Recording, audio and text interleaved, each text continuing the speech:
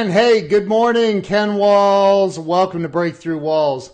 Listen, today I'm doing a replay of my good friend Jerry Acuff. I interviewed Jerry quite a while ago, back in May, and I actually the young lady that was going to be on the show today had she had a little. She had an issue, so with something with her eye or something. It's so she is not going to be able to be on today. We're rescheduling with her, but I wanted to show you. I mean, I've interviewed some amazing, absolutely amazing people on this show, and as you all know, I did a replay with Lisa Copeland a couple weeks ago, or last week, I think. And I started going through the archives and I'm like, you know what? Like, people need to know more about this guy. Jerry Acuff is an absolute, I mean, this guy, so many people don't even know who he is, which is really unfortunate. And because he's probably one of the most talented salespeople ever. Interview yourself. Hey, Chuck, how you doing, man? So, but Jerry Acuff is probably one of the most talented salespeople on this planet. He's been ranked for, I think, three or 4 years in a row as in the top 15 salespeople in the world. He's made millions and millions and millions of dollars. And I just, like, the guy has so much. I just want to do a replay of Jerry Acuff because he has so much value that he brings. And so, one of these days though, Chuck, I will interview myself. So Ken, so tell me about, so anyway, but I just wanted to do a replay. Thank you to everybody watching, everyone who shares this out, and for all the continued support. I really genuinely appreciate it. So without any further from me, I'm going to go ahead and, hey, Jennifer, how are you? I'm going to go ahead and get started on this. I'm going to do a replay with Jerry Acuff. So here you go. This is Mr. Jerry Acuff. I'm going to do the replay. And I will plan on seeing all of you tomorrow. Thank you so much. And Tina Williams, thank you for sharing. I appreciate that. Thank you to everyone who shares this out. Really appreciate it. You guys have an awesome day. Check out Jerry Acuff. Here he comes right now. Thank you. All right. Hey, welcome to Breakthrough Walls. I am Ken Walls. I'm your host. I am so freaking excited about who I have on today. I met this guy about a year ago, and I'm telling you, he is one of the most amazing people, authentic and real people I've ever known. And you guys are all very blessed, like me, to be able to meet this guy. I want to welcome Jerry Acuff to the show. Jerry, welcome, and thank you from the bottom of my heart for being here today. Well, thank you for having me, Ken. I'm excited about it. Good. There's no way you're as excited as I am, man. You're something else. I'm trying to open up my Facebook over here on my phone so I can monitor what's going on. But so listen, Jerry. I'd love for you to start out with, because man, I know you've done a lot of things in your life, and you're the CEO of a pretty good sized company, and so let's start out with, where were you born and raised? Born and raised in Memphis, Tennessee. Memphis, Tennessee. Nice. Yeah, I left there though to go to my senior year in high school at Cocoa Beach, Florida, and I made All-State in football, and then I wound up going to Virginia Military Institute to play football. And so I started in the pharmaceutical business as a sales rep in Virginia. Wow. So Memphis, I got lost in Memphis one night, and it was late. I was on my way to Dallas, and I drove through Memphis, and I remember my dad saying, "Whatever you do, don't get off at the wrong exit in Memphis." And I'm like, so my my gas needle was down to like sucking fumes, and I'm thinking, oh God, I got to get off somewhere in Memphis, and I have no idea. Well, I got off at the wrong exit, and it was not. I just remember it. I felt like, oh God, I'm going to be shot and killed over here or something. All those fears were planted in my head, of course, by my dad. But I mean, I got gas. I got back on the road and got the heck out of there. But so that's my only experience with Memphis. I've never been there other than that. Well, it was actually a great place to grow up. And, when I grew up in the 50s and 60s, because it was just a great town. I mean, it's still a great town, and it's got a great university there. It's actually a couple of great universities there, Rhodes, and then of course Memphis State. Well, University of Memphis. It was Memphis State when I went there. It's a great city, and I go back occasionally. Unfortunately, the last couple of times I've been back for a funeral, which and now every time I go, I say I don't think I want to come here anymore. But it's actually it was a great place to grow up. And I wound up going to a Catholic high school, and I'm not Catholic. I'll tell you a funny story. I went there to play football, and I sat on a bench for 2 years. Now, I played baseball and I played basketball, but I went to play football and I sat on a bench. And it's the reason I went to Cocoa Beach. Well, I go to Cocoa Beach and I make first team All-State. And so it wasn't good enough to play Catholic high, but I made All-State in Florida, and I got 55, scholarship offers, et cetera. And so, there was an article in the paper about how did this coach let this guy get out of town. And he and I ultimately became really close friends. At the time he was my coach, but over the years, we became friends.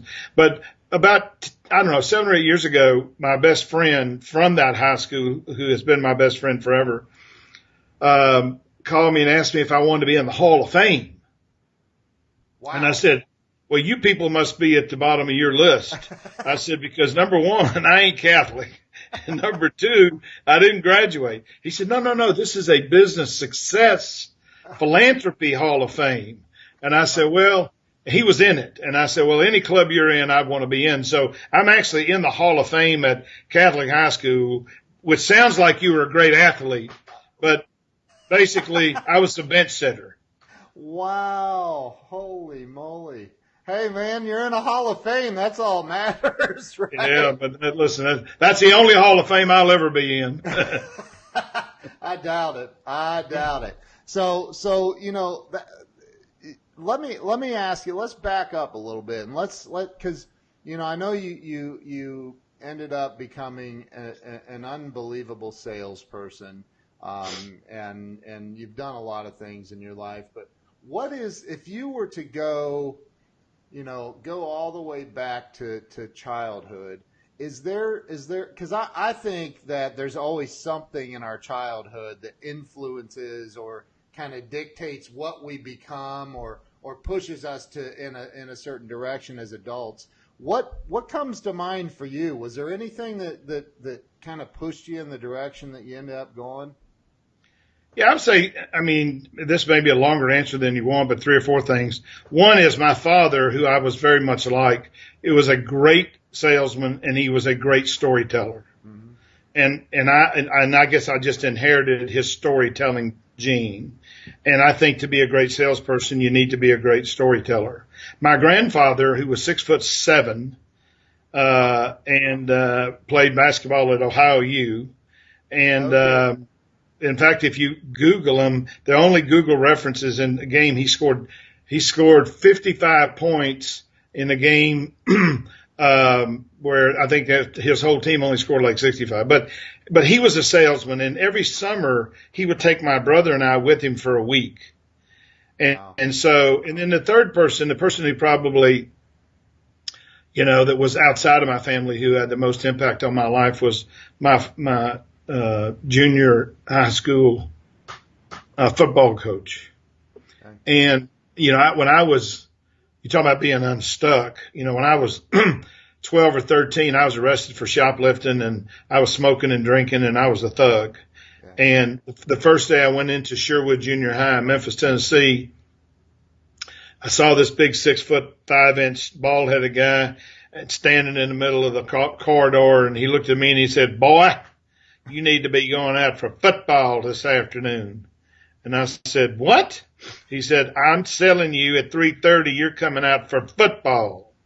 And so anyway, his name was Bud Garrett, and Bud's 90 now. But he was, I never played football. I'd throw a football around and stuff, I'd played Little League Baseball. Yeah. But he was the greatest, motivator of me for the first 25 years of my life, because he saw something in me I didn't see in me. Yeah.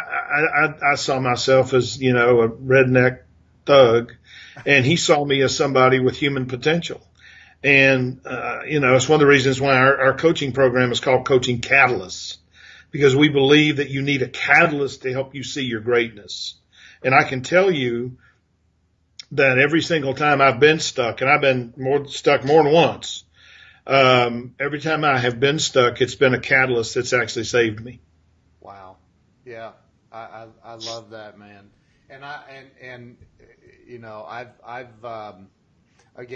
I've seen a lot of your stuff, and I hope, what I hope for you is that everybody that watches this, whether they're watching it live right now or they watch the replay, I hope they all go follow you. I think you're most active right now on, from what I can see, most active on LinkedIn, and you post some amazing content on LinkedIn, man.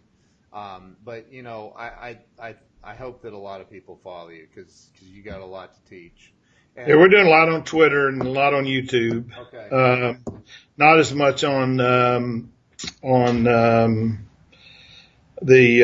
what's the photo one? Instagram. I mean, I'm on Instagram, but I don't do that much on it. But yeah, it's, I mean, if you don't do social media these days, you're an idiot. Yeah. I mean, I tell people when I speak, I said, the reality is that if you don't understand the power of the internet, if you don't understand the role that Google plays and the role that YouTube plays and the role that Facebook plays, if you don't understand all that, in 5 years, you'll be a dinosaur. Yep.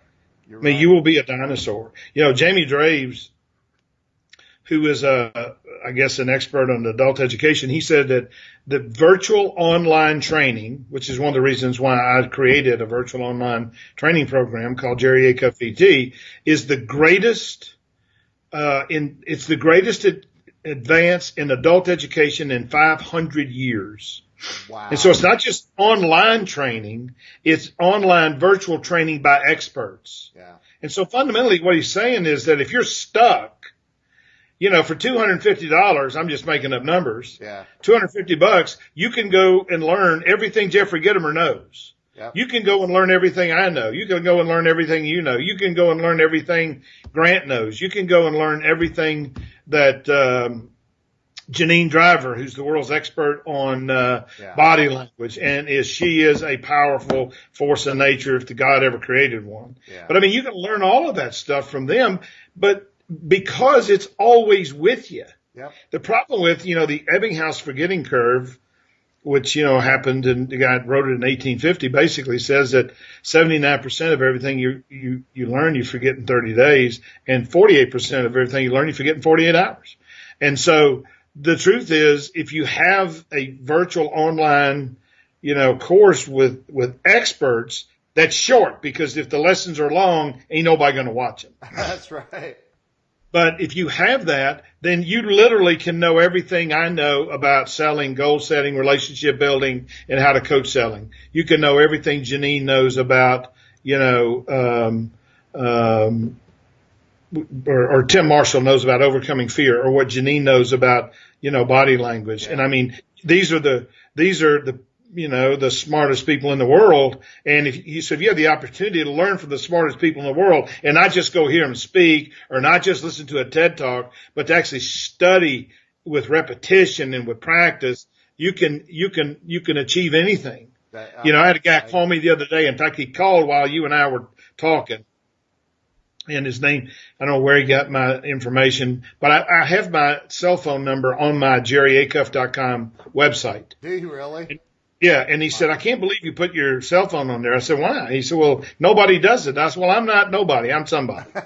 And Right. And so, I said, well, what are you doing now? He said, well, I'm a burrito maker. A And what? a burrito maker Okay. in a family business. Wow. His parents own the restaurant, and he's making burritos. He doesn't want to do this the rest of his life. And I said, well, let me tell you what you do. I said, you go and pay $39.99 and you buy my goal setting course. And then you go through that course 3 times and then you call me. Now he called today. My guess is he's been through it 3 times. And so I'm going to try and help him understand, how does he take it? Cause see, what he is exactly what you talk about and what you preach about. He's stuck. Yeah. But the thing is, if you don't get exquisite clarity about what you want, and then if you don't at the same time have the belief that you're capable of achieving it, Yeah. and you don't let somebody else talk you out of it, and usually the person most likely to talk you out of it is yourself. Right. Right? Right. I mean, I tell you, I have a home in Scottsdale, and it's fairly nice house, and Yeah. my father came when he was 78, and this was, he's been dead since 2010. So he came with my brothers and sisters. Now he quit school in the 10th grade, was, an entrepreneur, but bankrupt 3 times. And, he could make money, couldn't keep money. Right. So he comes out there to visit, and I bring my brothers and sisters out there. And, when he gets home on Monday, and I have him picked up in a car service. And so the woman who took me in a car service was a woman. She wore a black suit and she looked very professional. And so my father gets back to Memphis and he calls my younger brother and he says, hey, I need you to come over here. So why? He said, well, I'm worried about your older brother. He said, why are you worried about your older brother? You were just out there. He's got a really nice house. I mean, he looks like to me he's doing pretty good. I don't think I'd be worried about him. He said, just get over here. I got to ask you this question. So my brother goes over there. Now, my brother Jude is a consultant as well, and he's an expert in sales call reluctance. And he's really good at what he does. But my dad says to him, let me ask you this. Now, you got to be honest with me. And Jude said, yeah, I'll be honest with you, Dad. He said, you think your brother's doing something illegal? And he said, Jude said, what are you talking about? Oh, he said, well, he's got that big old fancy house in Scottsdale. He's got that mafia looking woman driving him around. And you just don't think he's doing something legal. But my point is, you see, his mindset couldn't comprehend what I had accomplished. Right. And so he would be a person who would say to me, if I said, I'm going to have a 7-figure income, he would say, come on. I mean, I love you. You're a great kid and all that. But, hey, remember, you're still a redneck from Memphis. Right. And so, what I'm trying to get this kid to understand is, okay, what is your goal clarity? What do you want really desperately? The problem a lot of people have, Ken, I find when they're stuck is they're afraid to get on the path because they can't see the end of the path. Yep. It's true. And, Maltz teaches in his book, Psycho-Cybernetics, which I've read 70 times, he says that, if you have exquisite clarity about what you want and you believe you're worthy of it and you believe you can accomplish it, then the universe will bring the ideas to you as long as you keep your mind open. Yeah. And so I've used that, philosophy, whenever I was stuck and when I wasn't stuck, frankly, to drive my success, because I know that if I really believe it, then it'll happen. I think that, and again, I'm sure you've been through this, but I was literally thinking about this morning. Like I'm always creating. I love to create. I'm always creating new stuff. And I was thinking, okay, like this great guy. I don't know if you know Hank Norman or not, but he is a phenomenal guy. And he says to me, he helped Grant Cardone become the celebrity that he is. He created the Steve Harvey as a celebrity. He created the Oxygen Network for Oprah. And I mean, the guy is like a powerhouse in New York. And he says, you got to pick one thing. You have to pick it. Just start with one thing. You got to pick one thing and focus everything you have on that. Well, I do a lot of things. And I go, this morning I'm thinking, I got to get really super clear. And I start writing about, like, I've got to get really clear about what it is exactly that I want to do with this new thing. And so I 1,000% agree, because I think that people get stuck because there's so much stuff swirling around up there with the 60,000 thoughts a day and the tinge of negativity from well, you're just a redneck thug from Memphis, all of that stuff going from outside parties, and people don't sit down and start writing out what it is they really want to accomplish. So I that's one of the exercises, and I don't know where I learned that. Maybe it was Zig, maybe it was you, maybe it was, who knows? But I get a piece of paper out and I start writing, or my iPad today. So back up. You ended up going to college, right? Yeah, I went to the Virginia Military Institute. Okay. And so what did, because I'm a high school dropout. I walked out in 12th grade because they told me I didn't get a biology credit. And I was like, well, how's that going to help me make money? I hate biology, so we don't need that. Let's just get it. Let's move on from that.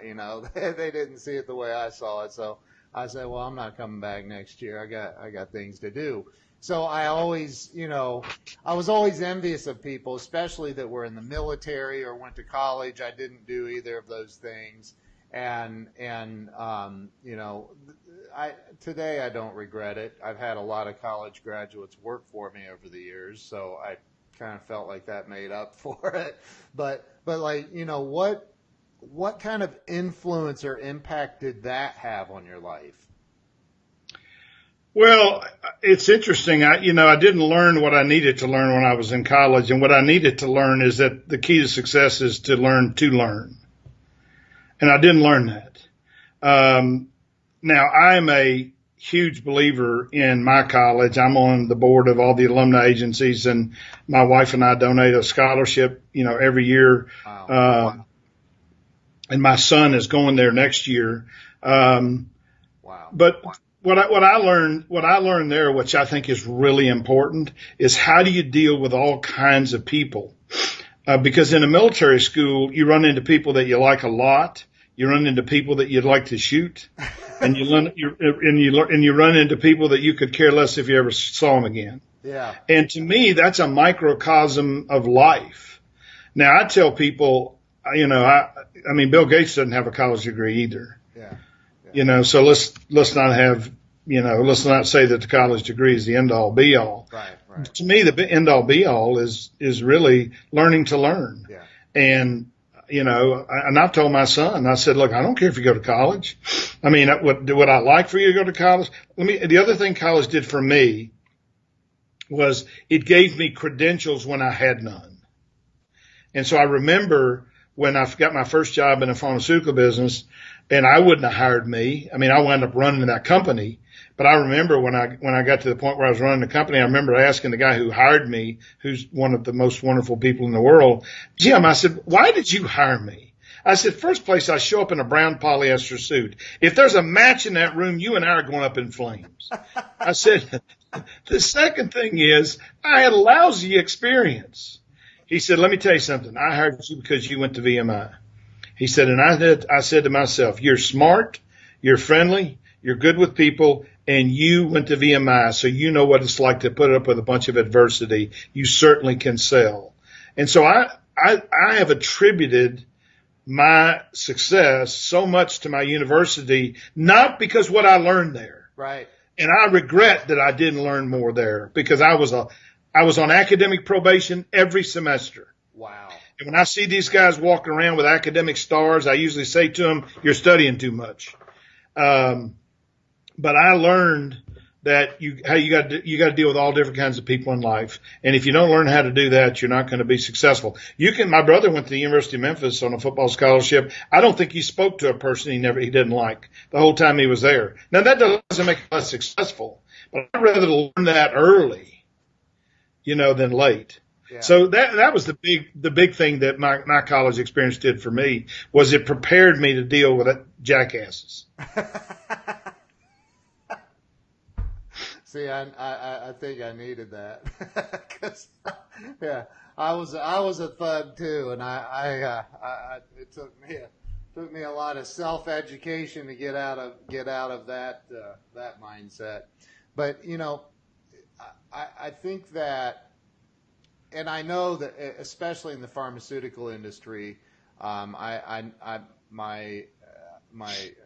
my wife's on here, so I better be careful. But my first wife, her father was like a VP of sales or something at Pfizer, and like for a long time from Columbus, Ohio, and so I mean, you can't get a job in sales at a pharmaceutical company unless you have a college degree. So there is that. Well, I hired people without college degrees. Oh, did you really? Yeah, Wow. I did. I hired an LPN who only had a 2-year nursing degree. Yep. I hired a guy off a car lot who had 3.5 years of college, but he didn't have his degree. And I didn't believe it was that important. I mean, I thought what was more important. I always say to people, look, there's only 2 issues with being successful. Can you do the job, and will you do the job? Right. I interviewed 1,000 people, in the 8 years I was a manager. I don't think I interviewed anybody who couldn't do the job. Yeah. The question for me was, would you do it? Right. Would you do it with excitement and energy and passion, and would you be coachable and all those things? And I think, I have an employee right now who I'm paying 6 figures who doesn't have a college education, and she's wonderful. Yeah. I think I don't want to say it's overrated, because I think, in many circles, it's not overrated, but can you be successful without one? You're damn right you can. Yeah. But you got to be a lifelong learner, and you got to be passionate about something. Yeah. I totally agree with that. And I wake up, I started to write this long post the other day on Facebook, and I decided I ended up not writing. I got busy. But, I wake up every single day of my life, and, one of the first things I do is I spend 5 or 10 minutes, at least that, just in silence, just taking in and focusing on what I want to accomplish. And then immediately after that, I start learning. I either start reading or I start listening to a book on Audible. And, Right. and I've done that for, I don't even know, a long, long time. So, I did, although I didn't go to college, I learned quickly that, I got into a sales position with a company, and I learned very, very quickly. I had no damn idea what I was doing.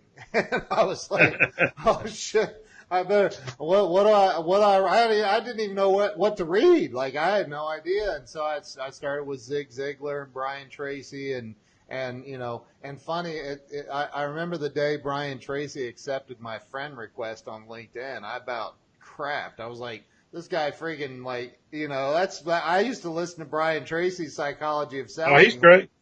I wore his CDs out, Yeah, his stuff is great. Yeah. So is Zig's. Yeah, I read all those guys. Yeah. I read Og Mandino's book, the greatest salesman in the world. Yeah. Which, Oh yeah. I'll tell you a funny story. When I was a district manager for the pharmaceutical company, before I ran the company, the national sales director knew I was a voracious reader, and he said, "Hey, give me the names of 3 books that I should, we should buy for the whole sales force." He's 600 salespeople. Yeah. So I gave him the 3 books, and one of them was Ogg's. Yeah. And so the other 2 authors are very famous, and I'm not going to mention them because I wouldn't want to do that. But I wrote them all a letter because I was a member of NSA at the time, National Speakers Association. Yeah. And I said, "Hey, I just want you to know I recommended your book, and we're going to buy 600 copies of it." And I didn't want anything. I just wanted them to know that how much I appreciate their book. The only person I heard from, Og. Really? Now, the first guy sold 400,000 copies of his book. The second guy had sold 1 million. No, the first guy sold 90,000. The second guy sold 400,000. Og sold 10 million copies and ultimately sold 150 million copies of all his books. He wrote me a personal note. Wow. But you got to hear this because this is fabulous. He sent me a personal note. "Jerry, I am so grateful that you like my work so much." He said, "I was thinking that if you liked it so much, you might like this $79 3 leather-bound trilogy. He sold me a damn book. Oh my God, are you kidding me? But see, that's So that's it right there. That's it. It's the other two guys I never heard from. right. And if Og was still around, he'd have his cell phone number on his website. I know, that's exactly. He would. He sold me a book. I said, isn't that amazing? The guy who had the most money, the guy who had the most success, still selling me books. Right. So I still have the book. That's funny, man. That's the way Grant Cardone does it too, man. Like, that's funny. So the great ones know what to do. Right. The thing that's interesting in selling it, and this is what I've always believed, and this is why I love talking to other, sales experts, is that I don't think anybody has a corner on the market for good ideas. I reread last week Paul Cherry's book, Questions That Sell, which for my money is the best, questioning book in selling that there is. And I said to myself, golly, we teach this concept of intent, content, condition in terms of how you ask questions. In fact, I just got off the phone with 25 international scientists in China, in France, in Canada, in the U.S., teaching them how to ask questions. But in reading Jerry's book, I realized that when we talk about content, what we mean is, what do you want to know? Right. But he talks about there's explicit needs and there are implicit needs. And so it caused me to realize that we need to change our formula. Yeah. So what Gerhard said to me one time, and I'm a gigantic Gerhard Schwantner fan. Gerhard said to me, I said, Gerhard, why do you keep meeting with people like me? And this is 15, 18 years ago, and we were in Phoenix, and he and I were having lunch together, and I'm thinking, I'm nobody, to Gerhard Schwantner. And of course, he treats you like you're, royalty. I mean, he's a wonderful man. But I asked him, I said, why do you keep talking to people like me? He said, Jerry, listen. He said, this table, we were sitting at a big round table. He said, what I know about selling, you could put in this salt shaker. What there is to learn about selling is as much as what this table is. So the more I learn about selling, the more I learn there is to learn. Yeah. And I thought, wow. That's a really interesting idea. And so I encourage people to, and we do projects, where we'll bring in other sales experts that have a different take or slant on things, because I believe you can learn from all of them. I think that, and I don't want to make this about my opinion. I want it to be yours, but I've hired, I don't even know, thousands of salespeople over the years. And it always surprises me how, and I think it was Zig would say that salespeople get diarrhea of the mouth. They just want to talk about how great their product is, and they never one time will ask a question. And so I came across this little book years ago. Now the guy writes it's more about geared towards the network marketing industry, but his name is Alan Pease out of Australia, and he wrote a book called "Questions Are the Answers," and it was like, after years of studying Zig Ziglar and all these guys, like I read this little book, and it's a little tiny book, and he talks about body language and stuff in it as well, but it rocked my world. Like, I realized all these years of being at the top of my game, I wasn't asking the right questions. A lot of times I wasn't even asking questions. I wanted everybody to know how smart I was. Yeah. And so, go ahead. Well, I tell people there's 3 reasons people don't buy from you. The first one is you talk too much. Yeah. And if you survey customers say that 95% of salespeople talk too much. The second reason people don't buy from you is because they don't think you understand them. And they don't think you understand them because you're not asking them any questions. So that you can't create the impression that you have actually understood, what their issue is, because you never ask them any questions. And then the third thing is they think that you are biased.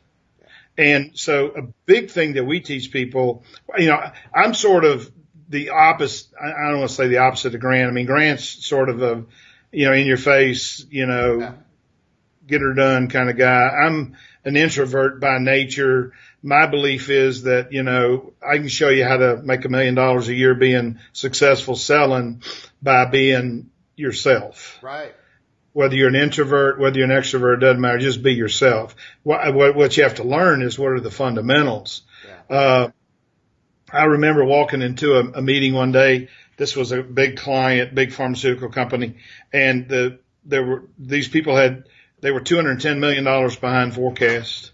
And so they called me in, and we get, a lot of times we get called in to help people sell stuff they can't sell. Right. And so I go in there, and the person who's leading the meeting says, okay, do you want to set up your computer? I said, I didn't bring a computer. You didn't bring a computer? I said, no, I didn't bring a computer. Why didn't you bring a computer? I said, because I don't know whether I can help you or not. He said, well, I thought we were here to see a capabilities presentation. I said, well, that's a bad idea. He said, why is that a bad idea? I said, because I don't have a clue whether I can help you or not. And I said, so it doesn't make any sense to me for me to tell you how great I am if I don't think I can help you. I said, let me tell you how this is going to work. I'm going to ask you questions for 15 or 20 minutes, and you're going to give me answers. And at the end of that 20 minutes, you're going to come to one of two conclusions. You're going to say, this idiot can't help us at all. And you're going to leave, and you're going to get 40 minutes of your meeting back. Or you're going to say to yourself, this guy can change our trajectory, and I shouldn't let him out of here until he signs a contract. Wow. Now, my question is, can I ask you the questions? He said, yes. And I left there with a $750,000 contract. Holy. And in 9 months, I took their share from 18 to 52. Wow. And each share point's $10 million. Are you kidding me? But you see, they didn't understand how the customer thought. Right. I said, look, I asked them, I said, first place, I said, tell me what you've done. And they said, well, why do you want to know that? I said, because, well, what if I'm going to do the same thing? Why would you hire me? So they told me what they'd done. I said, well, how did it work? He said, well, if it worked, we wouldn't have you here. I said, well, I'm going to make the assumption that you would rather not hire me, that you would prefer to do this yourself. So explain to me why you're even entertaining a discussion with me, because this is really important and we know we can't do it. Okay. I said, tell me why your customers aren't buying from you. Well, we don't know. We think it's this. I said, no, it ain't that. I said, I can tell you exactly why your customers aren't buying from you, but I'm not going to tell you because I want to prove it to you in a discovery phase. Right. So the way we create our projects, we create them in phases. So there's a discovery phase. So you don't have to go. So it's 750, but that assumes you go through every phase. Right. Now they went through every phase and then added a phase and wound up being $1 million. But my point is, and after asking the questions, so, I realized that their issue was they didn't understand the customer, and they didn't understand the way the customer thought about these brands. And I said, if I'm right, I can show you how to turn this around in no time. And all you have to do is to say this, these are both great products, but they are not the same. They are similar. The real question is, what are the differences and when do they matter? And when you say that, the customer is going to say, well, what are the differences? And that gives you a chance to actually tell your story. And then you say, look, the truth is you need both of these products. The question is, how do you decide which patient's better off on which product if you're only using one product? So my question to you is, how do we get you to give us a fair trial in 5 or 10 patients so you can ascertain what patient is right for the product A, what patient's right for product B? They went from 18 to 52 in 9 months. Holy moly. And you know what? It makes sense. You know what you're doing, man. That's crazy. But questions are the answer. I had a guy call me the other night. I didn't even know who the hell he was. Now I know him now, because now he keeps calling, but he said, he's got 4 people on his team and he's brand new and they're selling some kind of computer, optimization stuff. Yeah. And I said, well, what do they teach you? He said, oh man, they teach you to slam these people. And I said, well, how's that working? Not working at all. It's not my personality. And I said, well, if it were me, I'd ask these people 3 questions. He said, well, what are they? I said, the first question I would ask is, everybody has a different opinion about this, but how important is your website to your ultimate success? Now, my guess is 99% of the people are going to say, really important. Yeah. Second question you ask is, so let me ask you this. How much would it bother you if you knew that you were losing traffic on your website and you weren't unaware of it? Would that bother you? How much would it bother you? And then how do you know whether you're losing those people on your website for that traffic? Well, I don't know. That's why you need to talk to us, because that's what we do. We not only tell you that you're losing, we tell you how you're losing, and we tell you how to get them back. Now my question is, when can we get a meeting? Wow. I mean, it's not that hard. What you have to say to yourself is, what are the questions I ask to get the information that I want? And what I believe is the less you care about the sale, the more you sell. Yep. If that person says to me, I think my website's a waste of money, then hang up. Yeah. Call the next guy. Right. Because there's a lot out there. There's a lot of people who think that thing is really important. So let me ask you, because there's a lot of people, I believe everybody's in sales, everybody on this planet. You can't be alive without being, you have to be able to communicate effectively with other human beings if you're going to exist on this planet. Right. So the sales side of this is definitely good.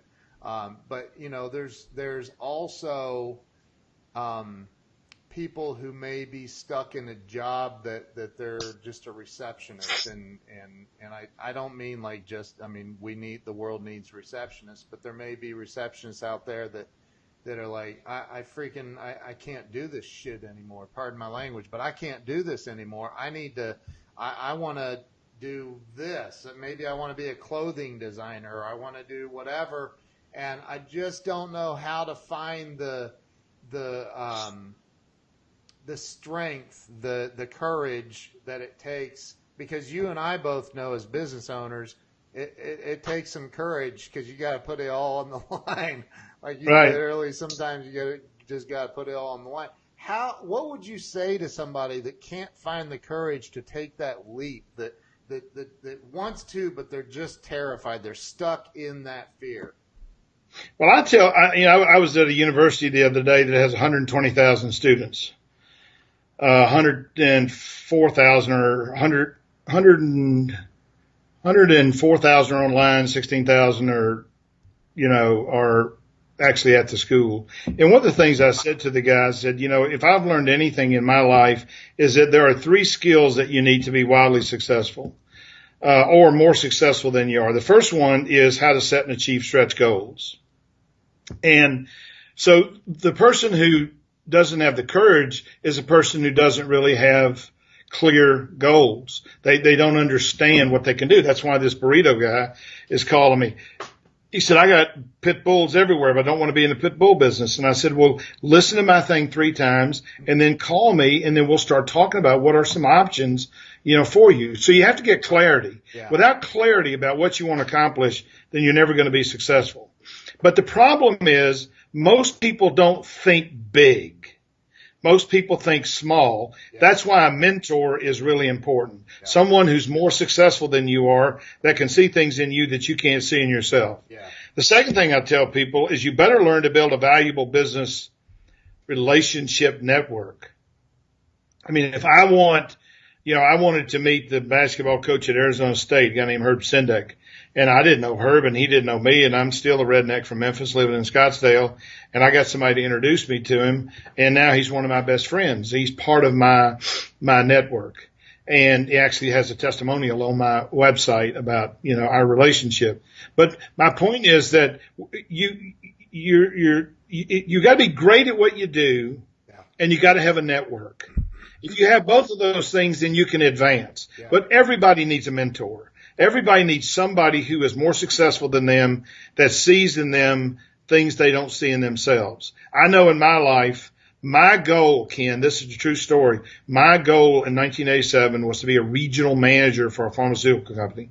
Now, a guy like that, a woman like that makes, $150 a year, maybe $40,000 bonus, retires with $100,000 a year for the rest of their life at 55. And I'm saying, a redneck from Memphis, that's the life for me. Right. And I competed for a job, and I was the number one manager in my company for most of the time that I was there out of 70. And I competed with a guy for a regional manager job when I was 37. My goal was to do about 40. But at 37, I had a shot at it. And he got it and I didn't. And what happened was he gets a job, and I thought I should have got the job, but now I'm working for him. So he calls me and he says, I want to come take you to dinner tonight. And I said, okay, what time do you want to meet? And he said, your wife's not invited. This is just you and me. So I'm thinking, he ain't going to fire me. I mean, I'm too good for that. So maybe he wants to smoke the peace pipe, because. So anyway, he comes to dinner. His name is Don Cutcliffe, and he's had as profound of effect on my life as anybody. And Don and I were, colleagues, but I learned a lot from him and he learned a lot from me. But he said this to me at dinner one night. He said, Jerry, you got this, I got this job. You should have got it. You're more prepared for it than I am, but they didn't give it to you. They gave it to me and I ain't giving it back.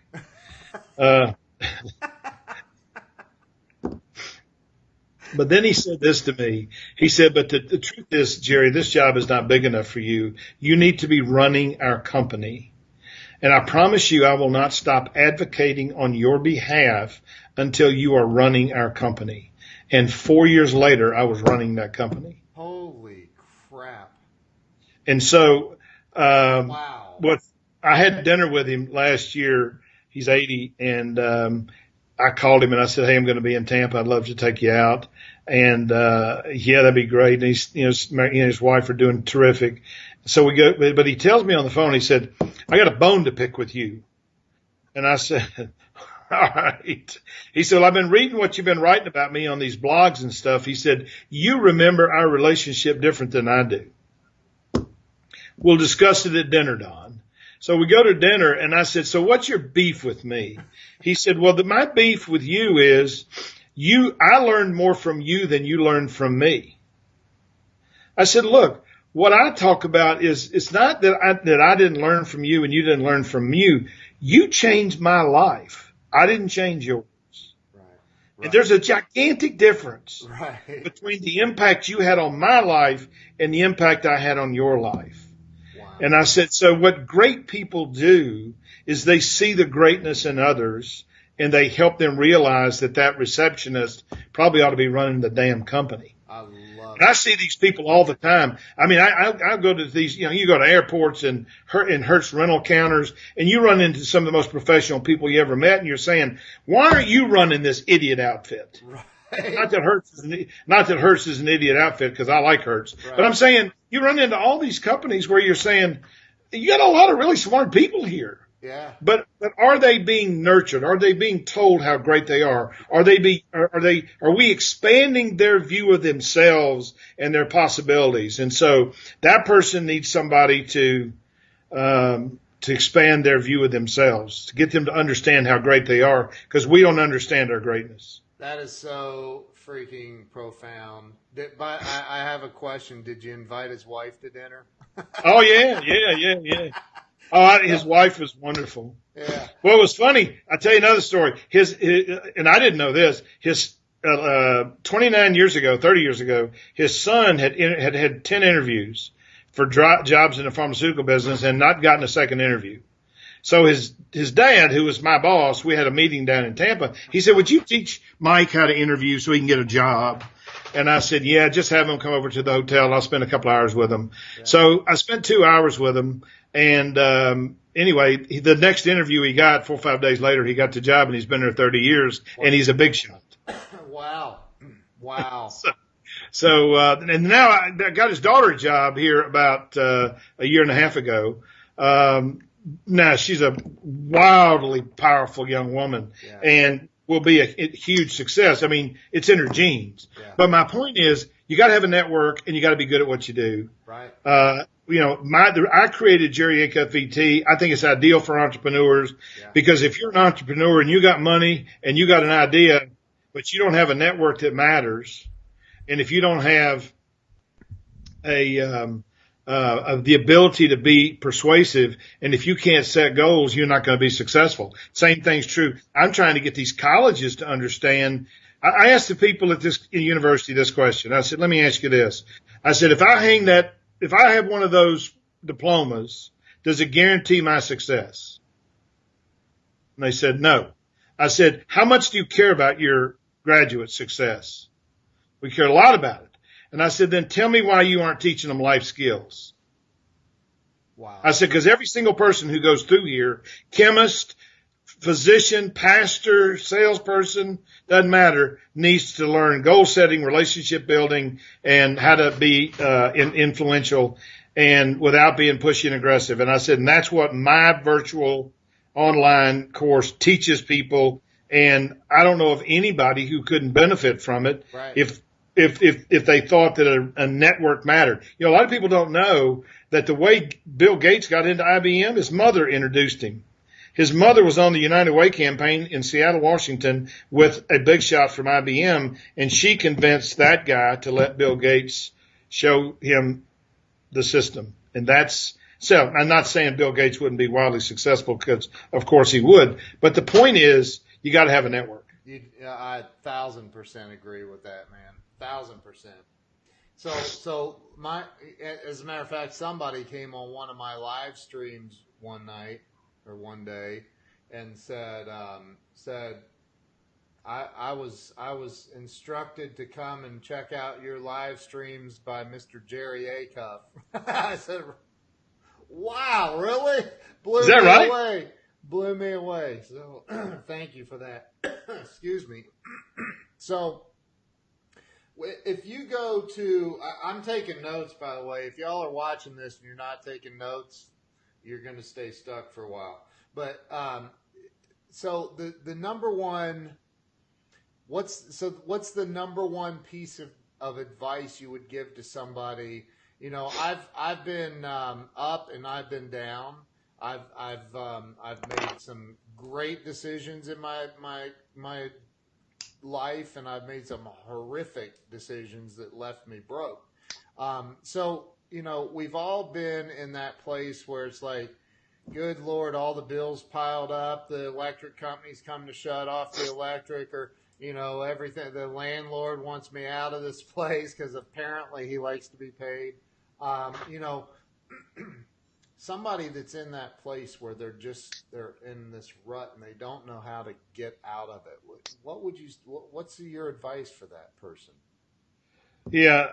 And I've been in that situation. I mean, I never went bankrupt, but I've been broke. Yeah. I got fired from 2 jobs. I started this company after I got fired. Nobody would hire me. And so, and I had a 1-year-old and I had enough money to last me for 4 months. Wow. And I had a $500,000 house. And I had to find a way to make a living. Yeah. And so I've been in that situation, but 3 things have really carried me. One is a mindset that failure is not an option. Yeah. And that concept goes through my mind all the time. I will not fail.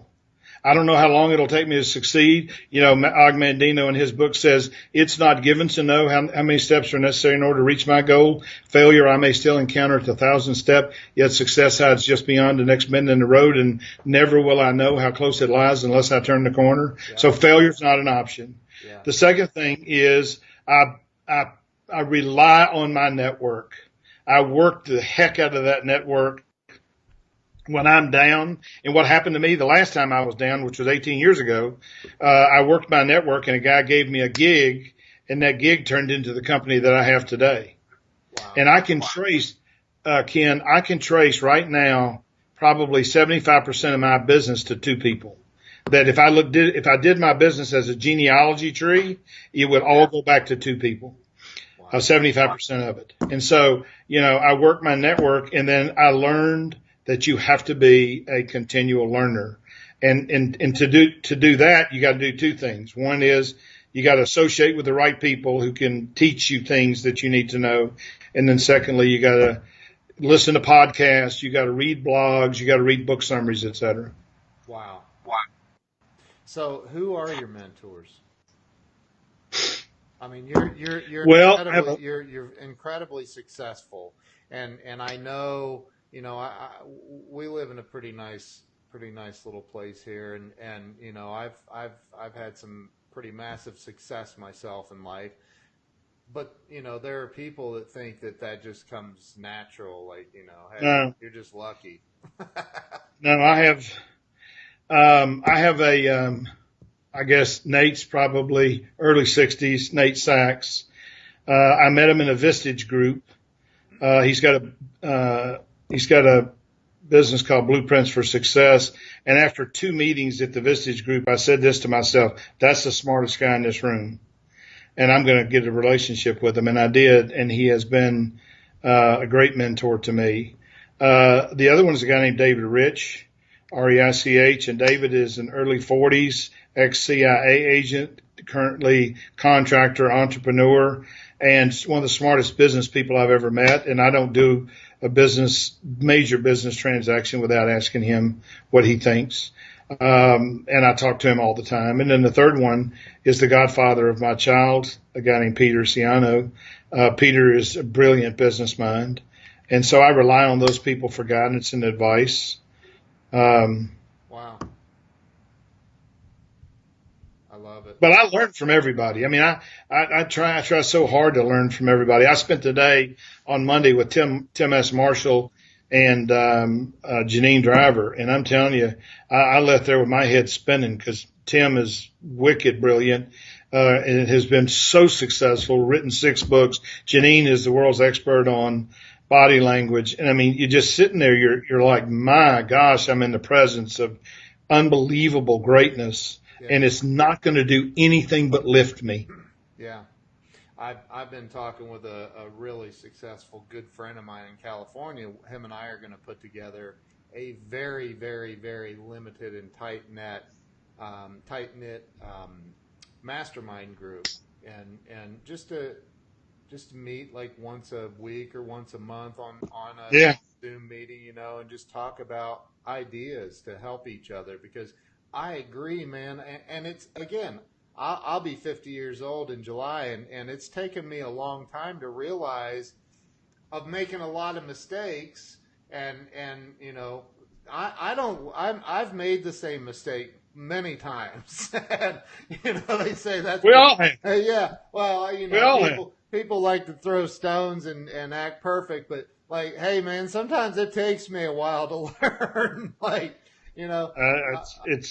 mean, repetition is the mother of learning, and sometimes you got to repeat the same mistake before you learn the lesson. Yeah, well, and so I think that if we can get around the right people, and that's one of the very, very common themes of these interviews, is people saying that they had a mentor. Somebody just said they can't hear me. Can you hear me? Okay. Can you hear me? Yeah. Oh, okay. Yeah, sure. Yeah, somebody in the comments just said that they can't hear me.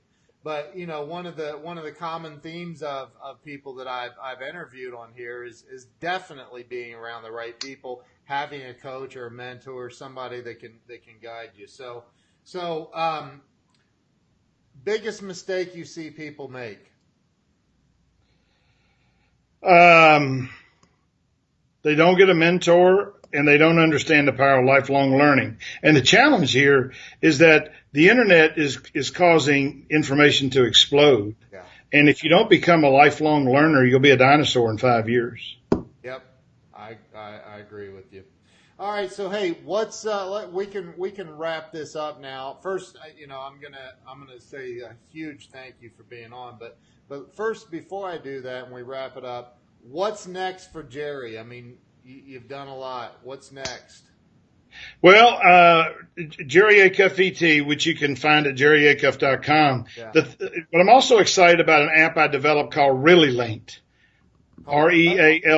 Really Linked, Really, linked, Linked, and it's it's only on the iPhone. We haven't developed it for the Android, but I have 8,000 connections on LinkedIn, and LinkedIn does not help you manage your most important connections. So I created an app called Really Linked, which is designed for you to take the 50, 75, 100 contacts that are most important to you, and when you contact them through that app. And you can call them, text them, email them, or send an email that has a meeting subject that says, that you want a meeting with them. Yeah. And every single time that you contact them, it records it in the contact history. So I always know the last time I sent you a text. Mm-hmm. It also is a place where it keeps your notes. And it also it reminds you. So I can say, I'm going to call Ken on April the 4th at 4:45. I can put that reminder in. I also can put in a reminder that monthly I'm going to call you. So today, I'll look at my phone and there'll be 2 or 3 people that I have to call, text, or email. Now, the reason I created this was if you stay out of contact with the most important people in your life, you lose about 4% a month of your influence. Wow. And so I can't afford to lose influence with the most important people in my life, business life. And so what I do is and it's easy to add them from your contact, from your phone into your email contact list. And then you set up a reminder. Do you want to talk to them once a week? Do you want to talk to them once a month? Do you want to talk to them once every 2 weeks? You just set up that reminder, and then every day it pops up here, Really Linked. You got 2 people to call. And if I want to view their contract history, I can watch that. I can write notes. I can say all those things that you wrote down there. You could have put into Really Linked, and it's free. What? It's free. The app is free. The app is free. Why? Sorry. Well, I mean, my belief is that if we can make it successful, that somebody will probably buy it. WhatsApp was free, and Facebook paid $332 billion for them. Yeah. So I'd take a fraction of that success. Right. Me too. I'll contact Facebook for you. I'll sell it, Dave. I'm gonna download that today, man. That sounds really cool. So, wow. So you've got JerryAcuffVT.com to get your virtual online training course. Or JerryAcuff.com. Or JerryAcuff.com. Somebody did just put your link in, so thank you for that. I think it was Terrence. My wife is on here. She's blown away by you, as I knew everybody that met you would be. And she said, Ken really studies your stuff. I see why now. Somebody said, what's the app name again? If somebody would type this in for me, it's Really, Really, Linked out there. Jill just put it in there. So it's all one word, Really Linked. Oh, it's all one Who do you really want to be linked to? Yeah. I mean, I got all kinds of people that I'm linked into, but and they're important. I'm not saying they're not important. Right. But who are the ones that are crucial to my success that I cannot afford to lose influence with? Right. And if you think that way, this app, and I got the idea from the basketball coach at Marquette. Wow. Because he calls one person, texts one person, emails one person, writes one person every day. He keeps in touch with 120 people a month. Yeah. But he's doing it off a piece of paper. Harvey McKay talks about that a lot. And, it's incredibly important. I totally agree. And it's hard to keep up with it I have. Well, this is easy. I mean, and I get people saying, hey, we got to get together. And, it's just because I'm in constant contact with them. Is it connected through just your contacts in your phone or your social media network too, or? No, what I'm trying to do is to get a link at the bottom where you could Google from their contact list page, or you could go to LinkedIn. Oh. So if you want to do some research before you were talking to them, you could do that. Yeah. Yeah. But other than that, it's just a very simple CRM light. I love it. I'm going to download it today and start using it. So how can people find you and follow you? JerryAcuff.com, And Twitter is at Jerry Acuff. And Facebook, I don't have a clue what my damn Facebook is. Jerry Acuff. But if you Google me, if you Google me, you'll be sorry. There's a lot of stuff online. So, Yeah. But the best place to go is jerryacuff.com because a lot of videos there. There's testimonials from people from all walks of life about how, the information that I've shared with them has impacted them. And so if you're interested in that kind of impact, you'd want to hear what people like Herb Sendek and Andre Thornton, who I think is one of the greatest experts on leadership there is. African American, was Black Engineer of the Year at Lockheed Martin, does consulting and is just out of this world. But I've been mentoring him for about a year. But I think the best place is jerryacuff.com. Well, Jerry, you already know that I think the world of you, man. I think you're one of the most phenomenal people. And it's like, more people need to know who you are because you bring it. You bring some amazing value. Is there anything you would like to say to my audience before we cut out? No, thank you. But if you go to jerryacuff.com, my cell phone's there. So. Wow. If you got a question, don't be afraid to call. And then don't, for God's sakes, whatever you do, don't say, I didn't expect you to answer. I'm going to call you and say that. I'm going to say, holy crap, you answered. Oh, my God. No, so listen, man, thank you so much. I really appreciate you being on. You're humble. You're freaking badass. I mean, you're just a freaking good dude. So thank you so much. I appreciate it. I know that everybody on here, some people have really, really enjoyed this interview. So thank you so much. Thanks for having me, Ken. What's that? I said, thanks for having me. Oh, thank you. The honor is mine. So, don't hang up yet. I'm gonna end the Facebook stream. Thank you to everyone who's watched this, been on here, shared this, liked it, loved it, all of that. Thank you from the bottom of my heart. I appreciate all of you, and we will see you all on Monday. Have a great weekend.